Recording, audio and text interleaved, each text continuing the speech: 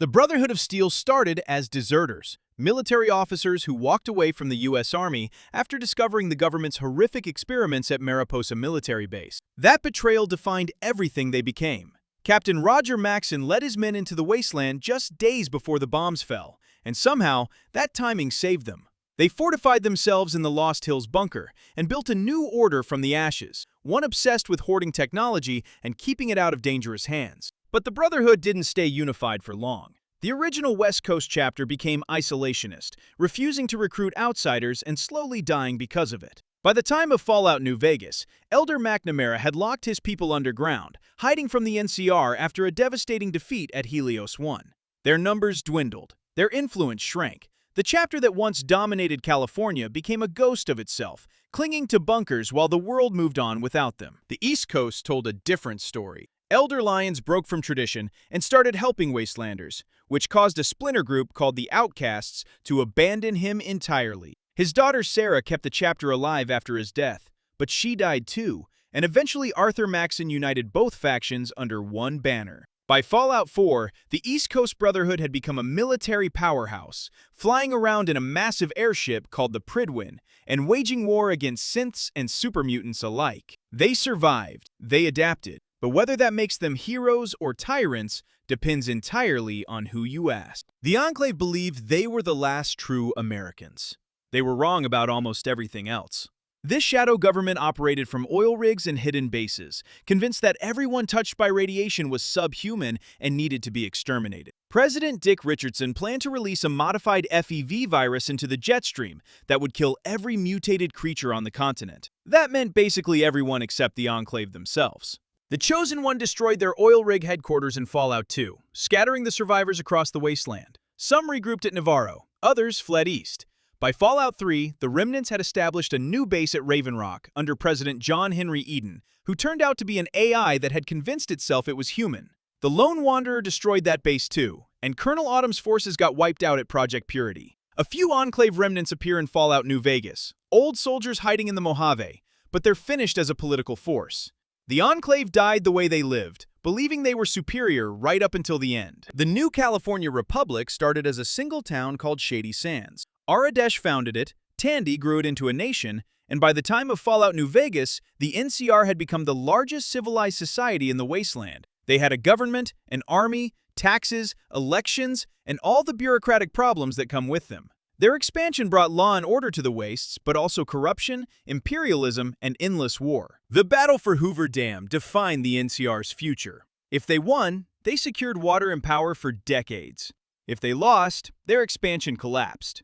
Depending on the courier's choices, the NCR either claimed total victory, got pushed back by Caesar's Legion, or watched an independent Vegas rise under Mr. House or Yes Man. But even in their best ending, cracks showed everywhere. They stretched too thin, fought too many enemies, and struggled to hold territory they'd already claimed. The NCR survived the Second Battle of Hoover Dam, but whether they can survive their own ambition remains to be seen. Caesar's Legion was built to burn. Edward Sallow, a former follower scholar, reinvented himself as Caesar and forged dozens of tribes into a single war machine through conquest, slavery, and absolute brutality. His legion had no economy, no infrastructure, and no plan beyond expansion. Women were property. The weak were killed. Identity was erased and replaced with Roman cosplay and fanatical loyalty. The Legion's fate hinges entirely on Hoover Dam. If Caesar wins, his forces flood into the Mojave and push toward California. If he loses, the Legion collapses almost immediately. Caesar himself was dying of a brain tumor during the events of New Vegas,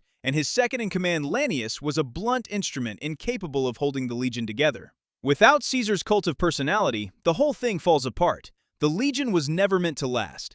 It was a hammer looking for nails, and once it stopped swinging, there was nothing left. The Institute operated in secret for over 200 years, building synthetic humans and conducting experiments on the Commonwealth while everyone above ground suffered. They saw themselves as humanity's best hope, the only people smart enough to save civilization. What they actually did was replace people with synths, massacre settlements, and create the super mutants that terrorized Boston for generations. Father, the leader of the Institute during Fallout 4, was the sole survivor's kidnapped son, raised underground and convinced that surface dwellers weren't worth saving. Depending on player choice, the Institute either gets destroyed by the Brotherhood, the Railroad, or the Minutemen, or it survives under the sole survivor's leadership. If it survives, maybe it changes. Maybe it starts actually helping people instead of treating them like lab rats.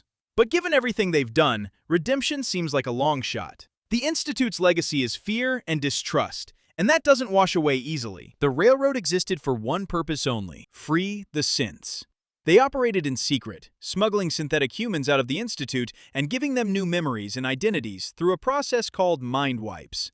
Their leader, Desdemona, ran the operation from a hidden base beneath the Old North Church, and their agents risked everything to save beings that most of the Commonwealth didn't even consider human. The railroad's survival depends entirely on the ending of Fallout 4. If the Institute wins, the railroad gets wiped out. If the Brotherhood wins, same result. Only a Minutemen or railroad victory keeps them alive, and even then, their future is uncertain. Once all the synths are free, what's left to fight for? The railroad defined themselves by opposition to the Institute. Without that enemy, they might just fade away, their mission complete, but their purpose gone. The Minutemen were dead when the sole survivor found them. Preston Garvey led the last handful of survivors out of Quincy after a massacre, and everything looked hopeless. But the Minutemen had been dead before. They rose from the ashes once, a volunteer militia that protected settlements across the Commonwealth before infighting and betrayal tore them apart. Under the sole survivor's leadership, the Minutemen can become the dominant faction in the Commonwealth. They can destroy the Institute, defend against the Brotherhood, and establish a network of allied settlements that actually works. Or the sole survivor can ignore them entirely, and Preston Garvey just keeps wandering the wasteland with his handful of refugees. The Minutemen's fate is entirely player-determined, which makes sense for a faction that was always about ordinary people stepping up when no one else would. The followers of the apocalypse wanted to heal the wasteland through knowledge and medicine. They taught people to read, treated the sick, and asked for nothing in return. Edward Sallow learned from them before becoming Caesar. The NCR used their research without giving them credit. Everyone took advantage of their idealism. In Fallout New Vegas, the followers operate a fort in Freeside, struggling to help refugees while the NCR and Legion fight over the Mojave. Most endings leave them overwhelmed and underfunded. An NCR victory brings some support, but also bureaucratic control. A Legion victory means death or slavery. Only an independent Vegas, under the right conditions, gives them room to actually thrive. The followers represent the best impulses of the wasteland, which is exactly why they keep getting crushed by people with worse intentions and bigger guns. The Great Khans fell hard from their origins. They started as one of the raider groups that emerged from Vault 15, terrorizing the wastes until the Vault Dweller wiped them out in Fallout 1.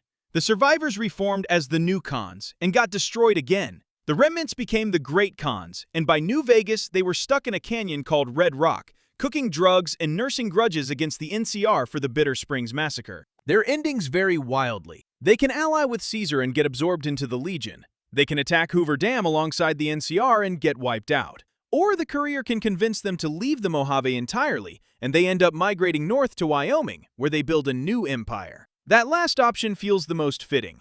The Khans were always survivors, always adapting, always finding a way to keep going even when everyone counted them out. Mr. House planned for everything, except a platinum chip getting delayed by 200 years.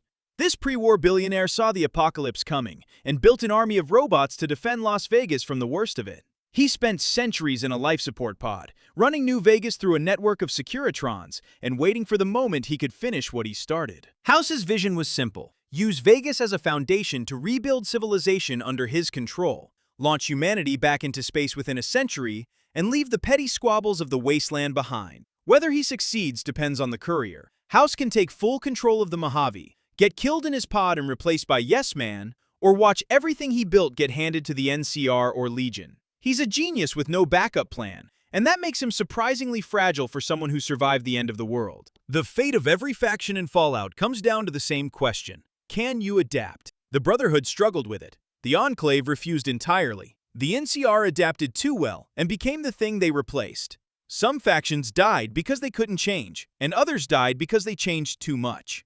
The Wasteland doesn't care about ideology or ambition. It only cares about who's left standing when the dust settles. So which faction do you think deserved better? And which one got exactly what was coming to them? Let me know in the comments. And if you enjoyed this deep dive, don't forget to like and subscribe for more Fallout lore breakdowns.